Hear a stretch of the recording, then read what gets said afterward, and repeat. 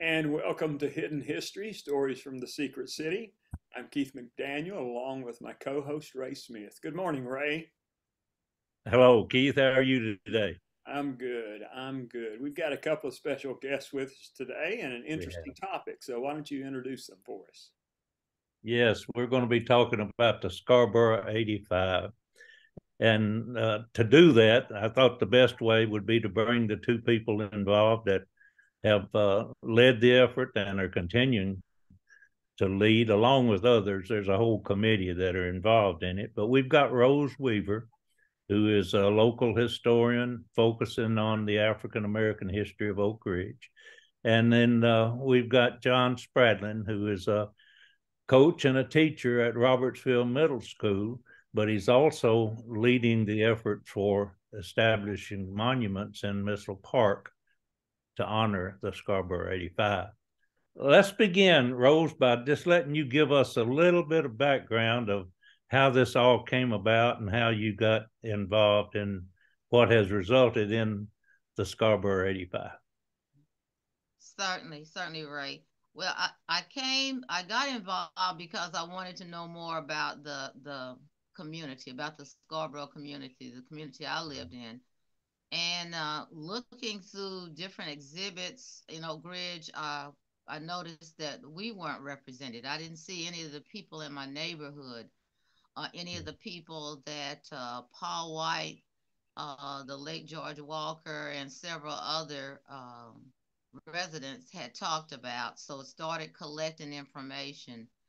And then from there, Martin McBride and I began to do some research, but we found out a lot of the research was already in a thesis that a Dr. Laura Whipple, a teacher at Jefferson Middle School, had already compiled on the students that integrated the schools. So as a result of that, we began to pull information together.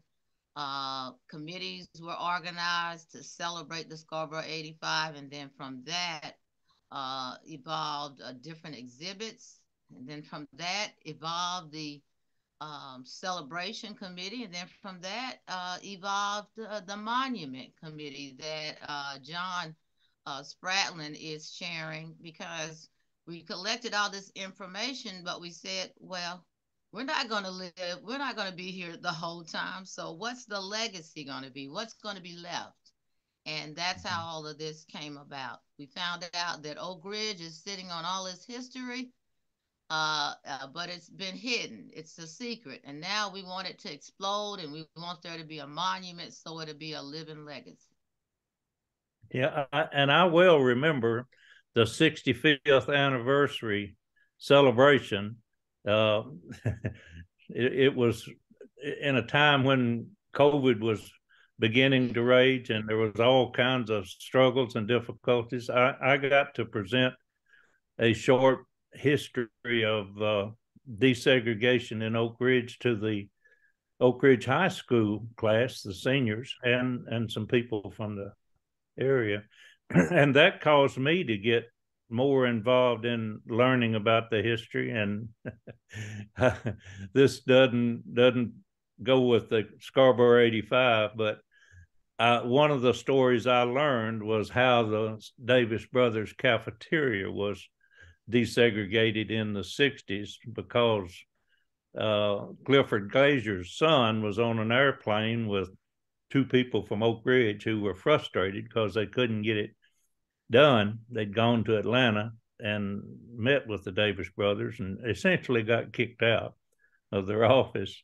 So what happened then was Guilford Glazier found out about it through his son, and he offered the Davis brothers free rent for their bowling alley for 6 years if they would desegregate their cafeteria.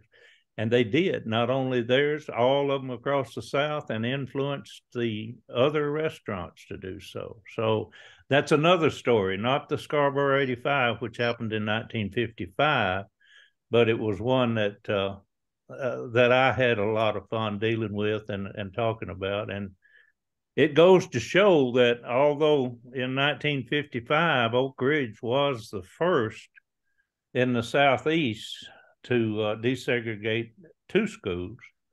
The other grades didn't desegregate until in the 60s.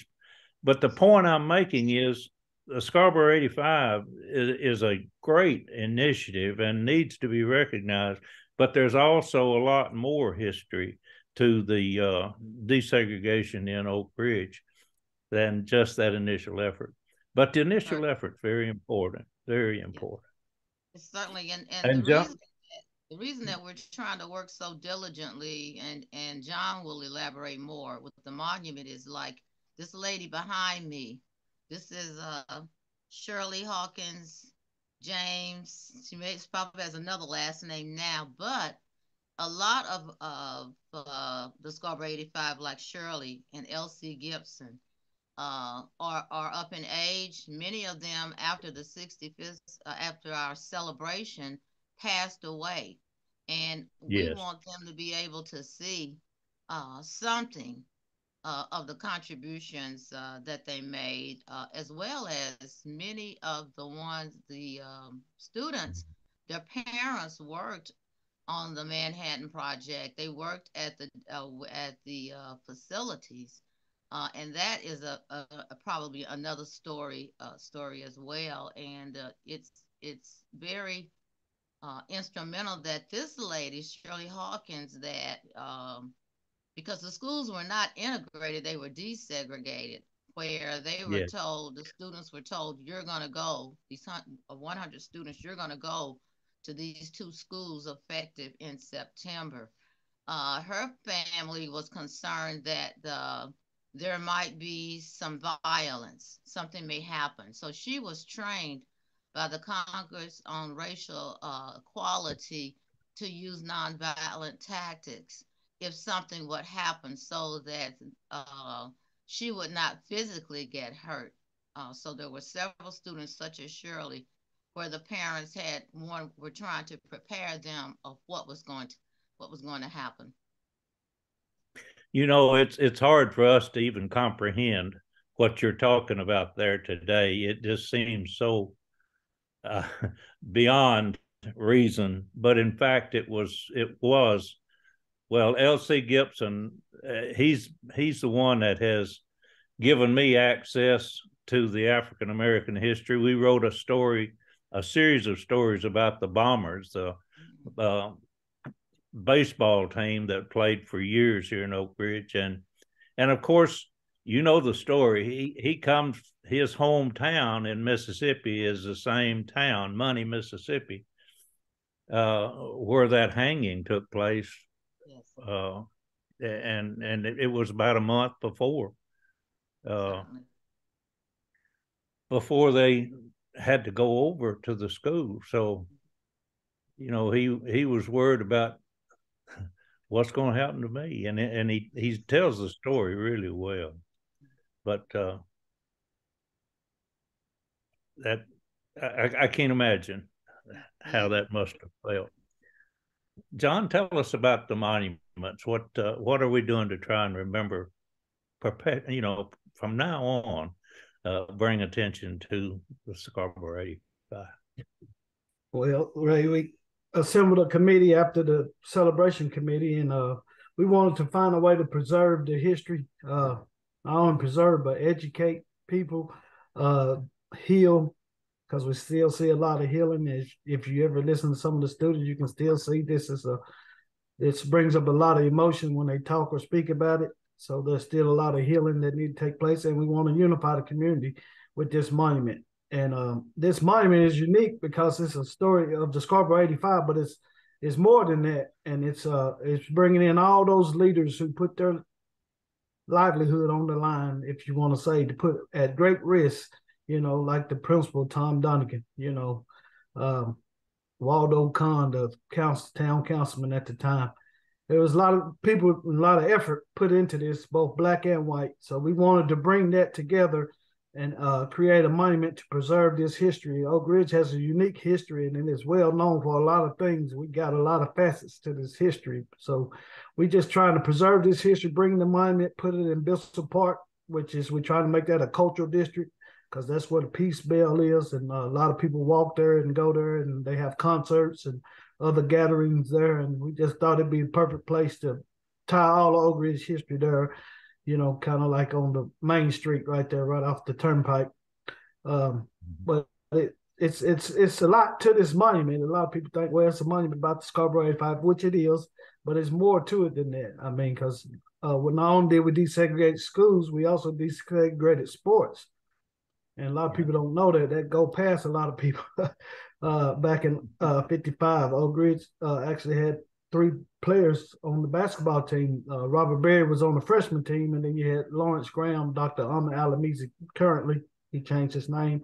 And Fred Gwynn were on the basketball team. And they were on the team, but they didn't get to play in all the games. So this monument has a lot of layers to it and a lot of stories to it. So we're just trying to preserve and tell Oak Ridge rich history in another way that will, one, two, to get us on the civil rights trail, because we have been, these are my words, I think we've been slighted or cheated out of the civil rights history that we helped create. Before you had all those significant events, like we were 1 year before the Clinton 12, which everybody around here know a lot about.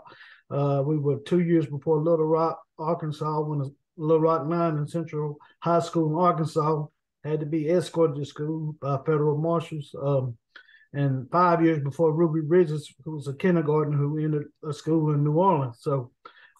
And we were months before the Montgomery bus boycott, where Dr. King and Rosa Parks came to prominence in December of 1955. Again, as you alluded to, Ray, we integrated in September of 55. So what happened here in Oak Ridge predates all of those events, and nowhere are we mentioned. So we're trying to correct that and gain our rightful place in civil rights history. So this is why this monument is important.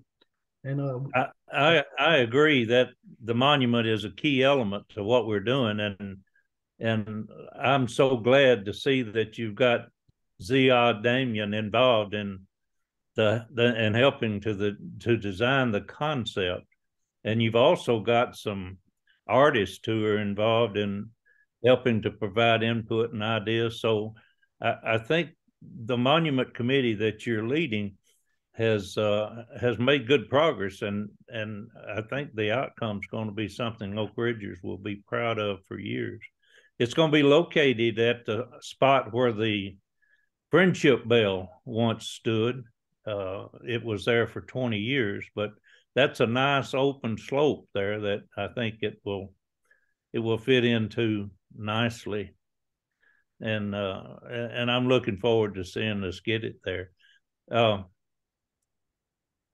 The concept is a little bit hard to describe, and it may be that you'll want to show the video that Ziad prepared to add just a little more definition to what you're talking about. If you want to do that, I think we could do it now. Let me see. Yeah. All right. My technology skills right here. Take your time. We all understand Zoom is the best. I say Zoom is the best thing to come out of COVID, but we all have our struggles with getting just everything just right to make it work for us. All right, let me try it this way. Stick my disc in. See if we can get it this way.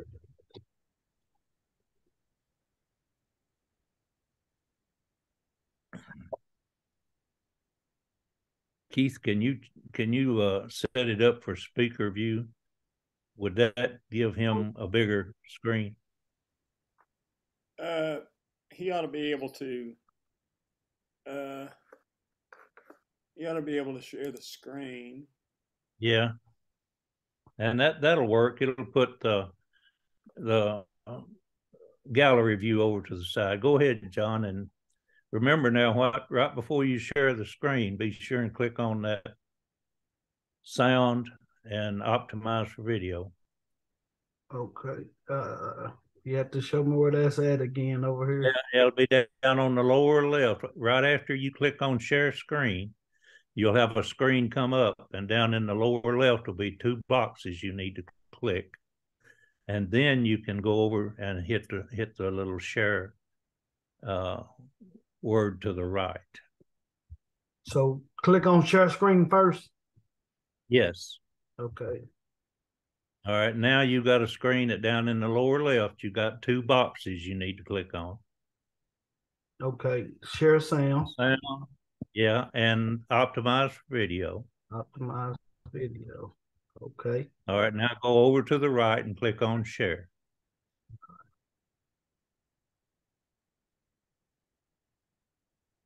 Oh, over that share. There you go. Yeah. There Okay. you go. And then I'll pull the Now, video. now just click on your video and it'll come up. Okay.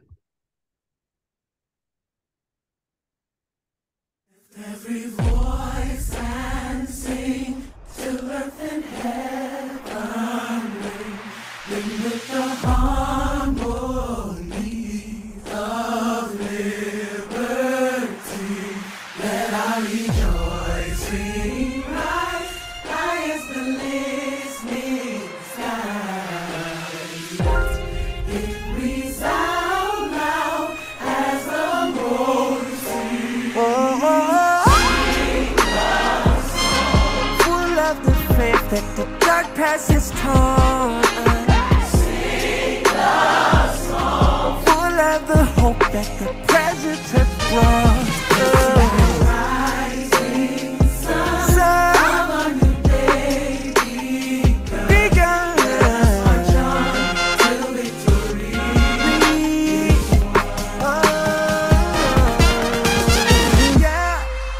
Yeah. Oh, I get the feeling that we are King's dream. Malcolm's redeemed. Picking cotton as they sing, let the forgotten ring. We didn't make it this far, just to say we made it. Earn your stripes as a star, but never forget who paved it. Full of the faith that the dark past has taught us. Full of the hope that the presence has brought us. Day begun.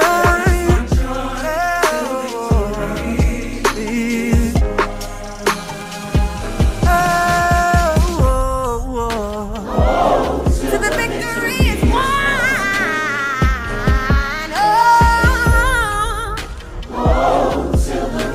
Till every soldier comes home and every kid gets to be grown. Till the victory is won.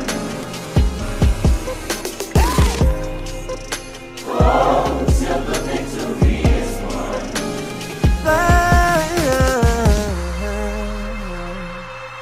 Facing the rising sun of a new day begun. Let us march on till victory is won.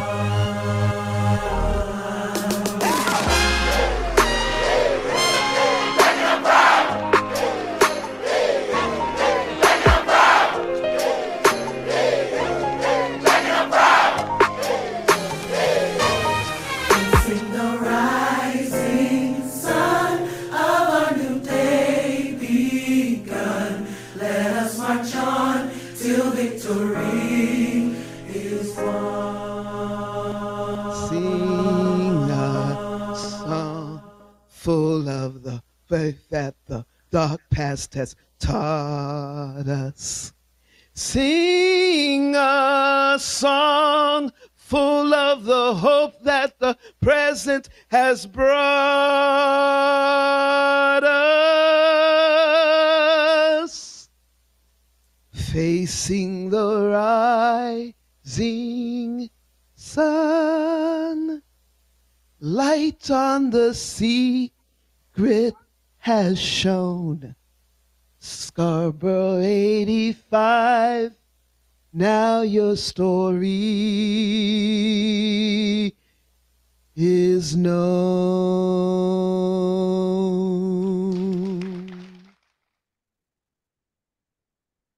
All right. Thank you, John. And I can't help but remark about Sheila Arnold. She was a Flatwater Tales Storytelling Festival in 2022.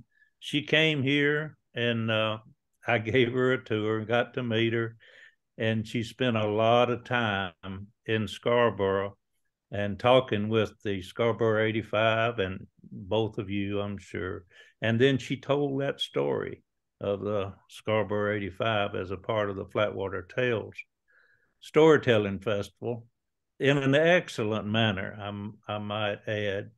And that was her voice, at least singing at the last part of that song. So yes, she did quite an incredible job, man. The way she told the story and with such power and details.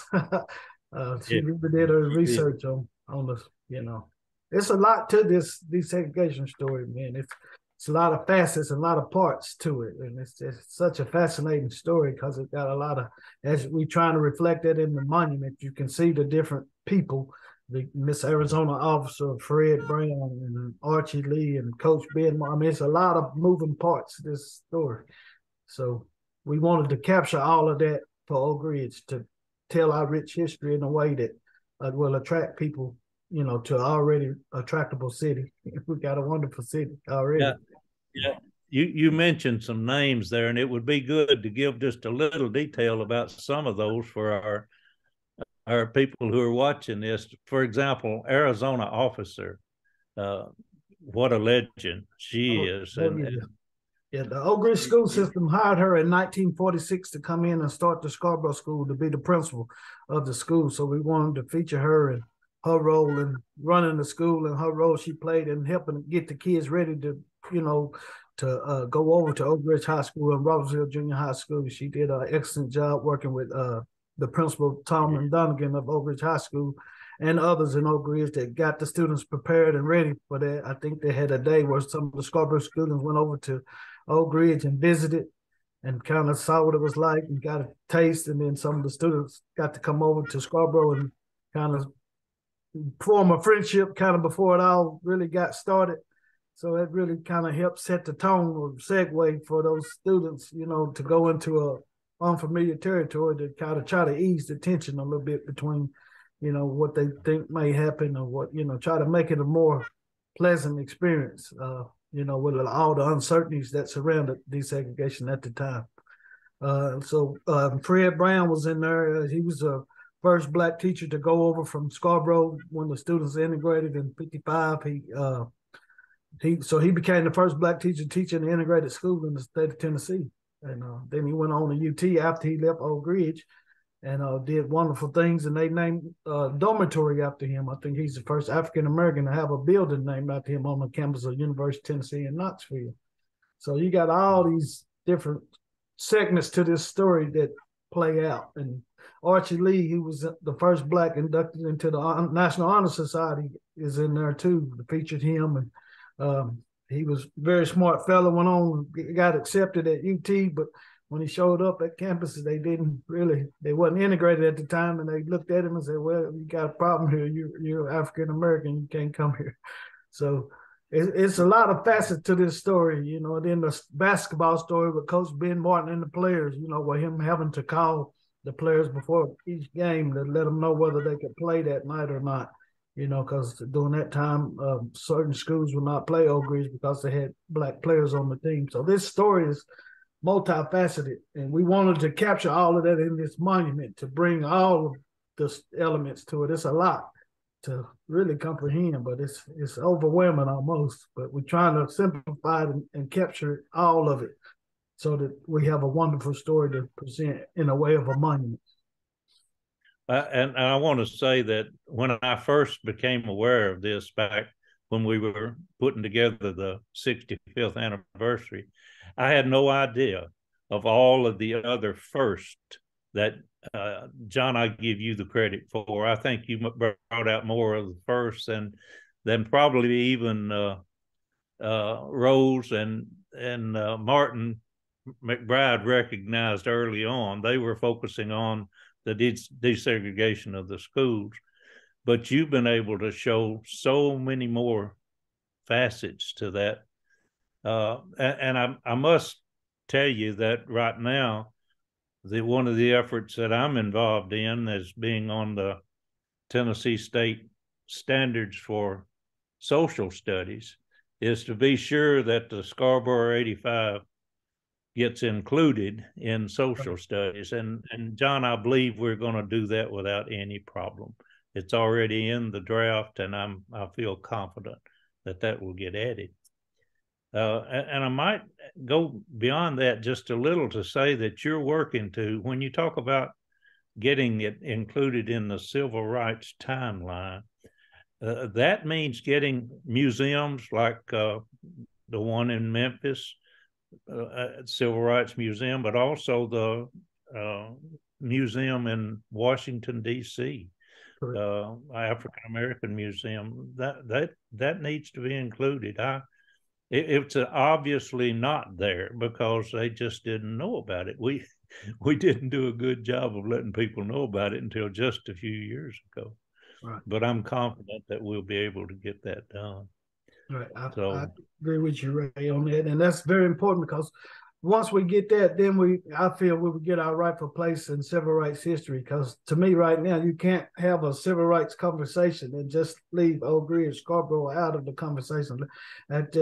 That bothers me. And so we're going to do everything we can to get our rightful place, when I say, in civil rights history, so that the whole world know what happened, not just here in Oak Ridge, but beyond Oak Ridge, so that we gain our rightful place and get on that civil rights trail. Because what they did was almost a miracle to me. It's just so amazing what they did here. And not, with the Manhattan Project, then with the desegregated schools, then the sports store, it just amazes me. I'm in awe, really, actually. Well, you have to realize Oak Ridge was right in the middle of the segregated South in the 40s and in the 50s. And of course, as you know, during the Manhattan Project, the blacks that came here to live weren't even allowed to bring their children. There wasn't any schools for them here. And they didn't even allow them to live together as families. So the great story about Katie Strickland getting her husband to make a biscuit pan or bring a piece of metal out so she could make it into a biscuit pan and give to the guards, so the guards would let her husband stay with her longer. I mean, we can't even imagine that kind of situation today, but it existed. Then right after the war ended, at that point is when they created the area in Gamble Valley for the blacks to move into and begin to let them bring their children in. Like you said, Blankenship hired, Alden Blankenship hired Arizona officer because of that. And then the other connection I want to be sure we make from a historical standpoint is that community was created in Gamble Valley. But when they moved the schools over, I believe in 1949, they brought the Scarborough School into a vacant school over in Gamble Valley. And Miss Arizona officer brought the name Scarborough with her. And that's how the community over time became known as the Scarborough community, located in Gamble Valley. That's correct. And Rose. Oh, excuse me, Ray. Yeah. Thinking about the history, there really was a dichotomy in Oak Ridge at that time because, like you said, it was the segregated South, and the Department of Energy's official policy was to reflect the cultural tendencies of the geographic location. So you had that, but then you had these people that came in. Most of the people in Oak Ridge were not from Oak Ridge. They were from other places, bigger cities. They had a more open and progressive mindset. Many of them did. And I think that's where you find some of the white leaders that propagated the desegregation and that worked to do that. So there was kind of this two-sided coin that everybody was dealing with to a certain degree. So, I mean, I think that's, and I think you're reflecting that in your monument, Yes. Yeah, and I think that is so true because initially, a lot of first too is that Scarborough not only had a elementary school, there was junior high and high school, and the many of the citizens outside of the Scarborough community, like the Coviews and some of the other teachers, worked very closely to ensure that there would be a high school instead of the Negro students being transported to Austin, all Black Austin, in Knoxville and other places. So you did have that dichotomy of people from other places that wanted to embrace and to ensure that Negroes receive the same education as other students. It was just unfortunate, just from talking with uh, Arizona officer's daughter, that the books and some of the resources that the students had were more like hand-me-downs. But Arizona officer would reach out and get other material from other libraries and other places to ensure that the students were not behind compared to their white counterparts. But there was a dichotomy of citizens outside of the Scarborough community that were working very closely to assist. I believe Roger Cloutier told me that at one time, and this may have been later than in the 50s, may have been in the 60s, but at one time there were several scientists and engineers in Oak Ridge that were helping Arizona with the school, helping teach some of the courses there. And of course, Keith, as you mentioned, the people in Oak Ridge didn't grow up in Appalachia. They came from other places, many of them from large cities. One example is Waldo Kahn, who was instrumental in early on attempting to he was the chair of the city council at the time, and he attempted to get that desegregation effort going a year or more, maybe 2 years earlier than it actually took place. And that brought out that dichotomy that you're talking about. They tried to recall him from his position, and they didn't get sufficient votes to do that. So he stayed on council, but he felt like he had become such a lightning rod because of the issue that he did resign his chairmanship. But he was still instrumental in helping Oak Ridge to move forward in that initiative. And the bottom line is, when Brown versus the Board of Education passed, at that point, the federal government made the decision to desegregate schools in the Army bases, and Oak Ridge, being a part of the Atomic Energy Commission, had that as leverage to do what some of them were wanting to do and trying to do, and that gave officialdom, if you will, to what their efforts were to try to get that desegregation. So a lot of things came together there, as John said, to make a lot of firsts in Oak Ridge. But bless our hearts, we just didn't talk about it for what, Rose, 65 years? Yeah, well, I guess that was the secret. In the secret city, yeah. Ray, I interviewed, and this is an interesting. I've done, of course, I've done a lot of oral histories and interviews with folks about things, and I've done several. I interviewed Willie Golden, and he talked about when he was playing basketball. He said he talked about the coach telling him you can't go and play at this one, and because they won't let you, or the coach canceling the game because they wouldn't be able to play. But there was a lady and her husband. I'm pretty sure they're both passed away now, and I can't recall their names. But they were both scientists, and she was a white lady, but she was very involved in the in race relations and in helping the desegregation take place. And she told me a story about the integration or the desegregation of the first barber shop in Oak Ridge. And I remember it's contained in that. Do you remember who that couple was, Ray? I can't remember her name, but her interview, her Corey interviews, of course, online. But it was a Yeah. really interesting where they had tickets and they bought them and then they handed them out to people and it was the little barber shop, I think, right there on the corner of Jackson Square, catty corner from the guest house. That was where the Yeah. barber shop was.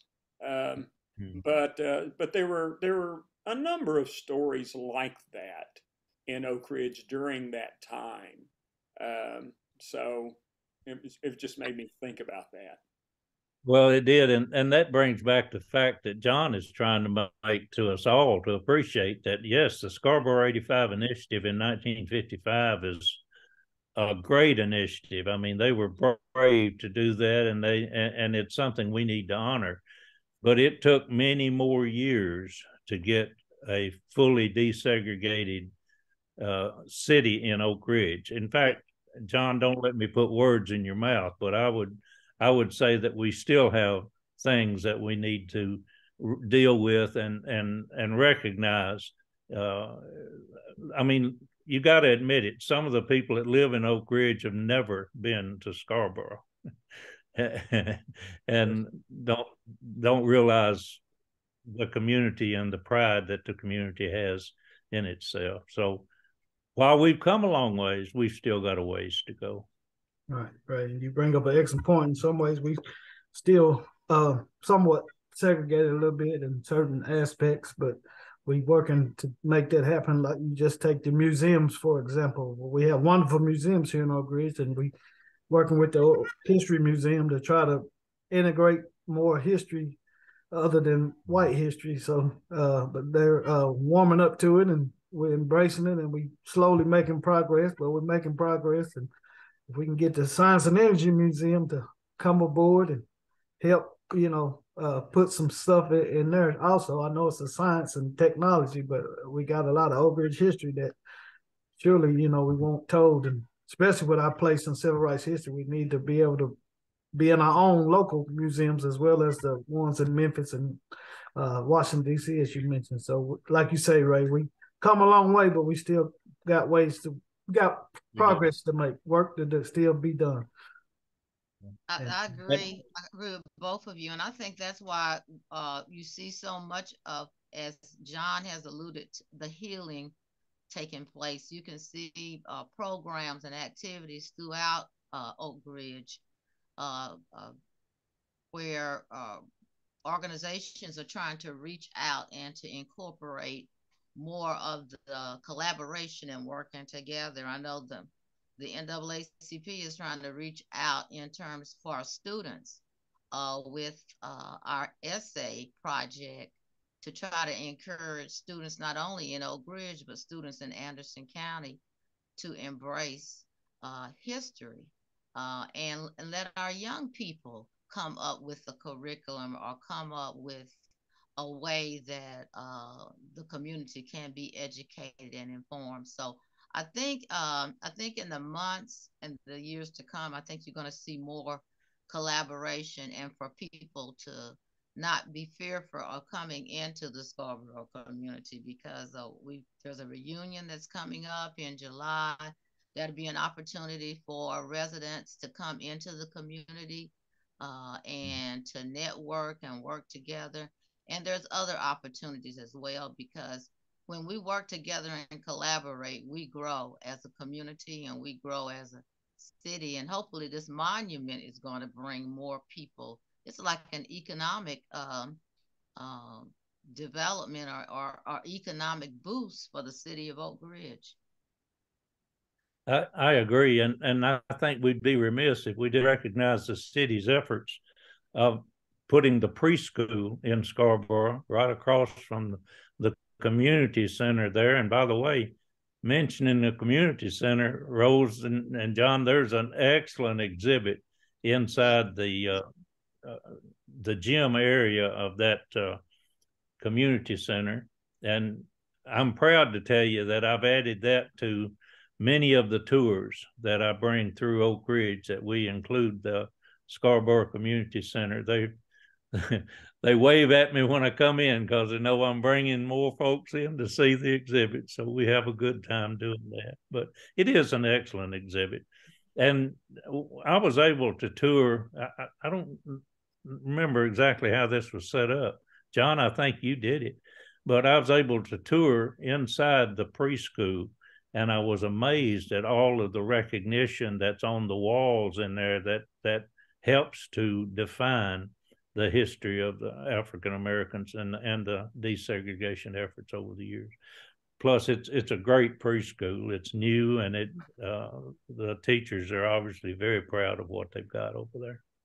Right, that come from that collaborative effort that Rose mentioned earlier. We've been collaborating with the schools a way to bring history and put it in places where where youth are present and they can learn from the past. And the school has been gracious in helping us, kind of work together in that collaboration piece to get pieces of history here and there, where when people come to our facilities throughout the city, that you can see history that hadn't been talked about in prominent places. So, and then the naming of the building, the renaming of the preschool to the Scarborough Preschool was big, and paying homage to the history of Miss Arizona Officer and the school that was there in Scarborough, which is no longer there. But having that preschool there to pay homage to that, to bring that back up, so we don't forget what was once there and what paved the way to where we are now. And one of the ways we do that is through historical markers. And we've got some of those that have already been put up, and others, Rose has others that's coming that we'll be installing in Scarborough. And that will help too. I'm glad to be able to do that through the Tennessee Historical Commission. I think that's like other things you mentioned, the monuments, things that we put up that will be here after we're gone. Right. Is important, I think, as well. I really do. That's important. We want to leave a legacy to Oak Ridge to tell the whole history of Oak Ridge. Don't edit, don't cut it short, but let's just lay it out there for the whole world to see. Oak Ridge is such a beautiful, unique place with a lot of history. So we wanted to showcase and tell all of that to attract people to Oak Ridge and give Oak Ridge that economic boost of the tourists that already come here with the rowing and all the other things that attract. And if they go ahead and put that new convention center onto the Civic Center in the future, I'm hoping that it all happens. I'm believing it's gonna happen. That will even make that center place right there, even with the library, the Civic Center, and then the convention center, and then the monument and the Peace Bell. Oh man, that we got a cultural district next to none. You're right. Yeah. That and of course, you on the other end of the parking lot, you've got the Secret City Commemorative Walk. So that whole area can become a complex of history and modern activity, things that are going on today and in the future. The band concerts and those kind of things that are held there. So I think getting the monument there is good. Now, we've been working on this for some time. You had a special luncheon that was back sold out, and people wanting to get in that we didn't have room for. And what other initiatives and activities? Rose mentioned the event coming up. Did you say it was in June or July? It's in July, so the last weekend July. The last weekend in July is the Scarborough reunion.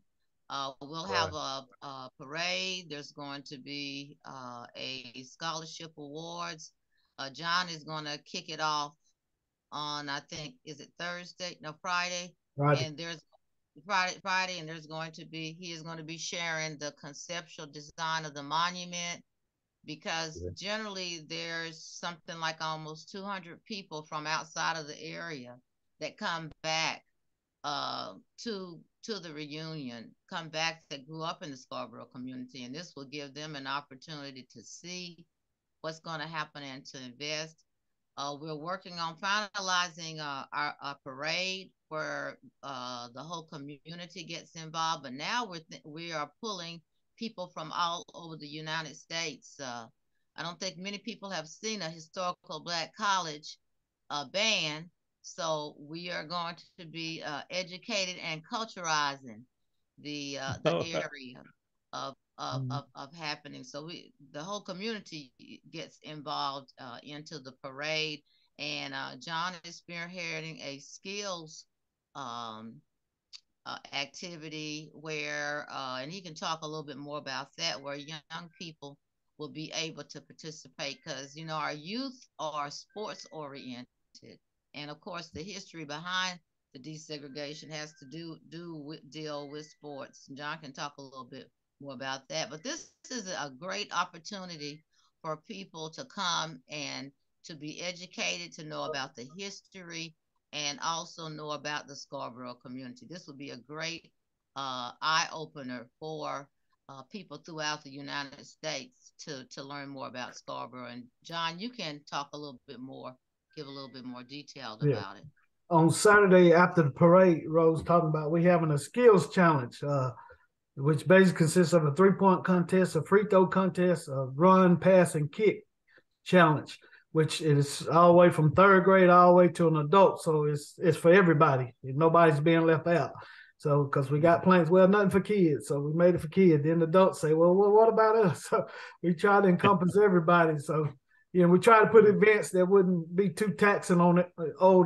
Us older people that we, 3-point contest, anybody can shoot a free throw. So we, put a little challenge to them. We got cash prizes that tend to get more people wanting to try. So we're just trying to make it a fun day to showcase the Scarborough community, as well as raise funds for our scholarship programs and other programs that we have to continue to do things in the community. And also, we have a free event in April, on April the 22nd, Saturday, April 22nd, called the Scarborough Community Share Day, where we just come and have free food and fellowship, and you'll hear different, just basically bringing the community together, just sit down, no agenda, just talk and fellowship and get to know each other better, and build relationships. So that's a free event on Saturday, April the 22nd, coming up next month. Free food, I always get people there, so you can come have a meal and have a conversation and see the wall and other things, and just dialogue as a community. And we're just trying to bring that healing and unification to the community that we so desperately need and want to continue to, promote in Oak Ridge. Yeah, all of those are good things, and I'm looking forward to them. And as well as the initiative for the monument is going to cost a good bit of money. So we are in the process of developing the funds needed to support that monument. So again, anyone who wants to contribute to that would be beneficial to the initiative you have. Well, I tell you, you all have brought a lot of good information to us about the Scarborough 85, and we really appreciate you being with us today and bringing us up to speed on what's going on.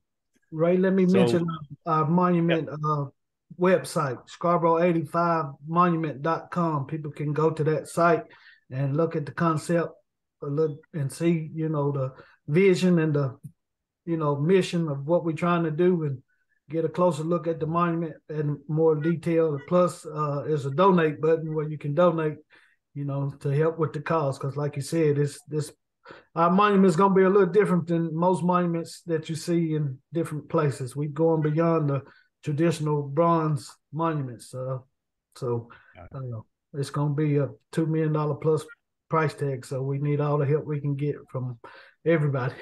It's going to take all of us to make this happen. Yeah.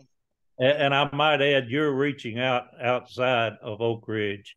We do have several well-known athletes that come from Oak Ridge. Yes. And I know they're going to want to be a part of it as well. So it's going to be a huge initiative, and something that I think we can all be very proud of when we get those monuments in place. Yes. All right. All right. Very good. Well, thank you all very much for being with us today. We appreciate it. We thank you for having us. Sure. Ray, who do we have? Do we have anybody lined up for our next one in a couple of weeks? We do. We have Miss Benita Albert is lined up, retired high school teacher. Mm-hmm. She writes for me for Historically Speaking, and what she specializes in is looking at the people who have graduated from Oak Ridge schools that have made significant contributions in their careers, and some of them internationally known people. And she writes about those. And what we're going to let her do, it'll probably take us a couple of sessions. We're going to let her make a presentation about the people who graduated from Oak Ridge and what they've accomplished over the years. So getting Miss Benita on, I think, will be a fun event for us next time. All right, sounds great. And folks, thanks for watching. We appreciate it. We'll be back in a couple of weeks. All right.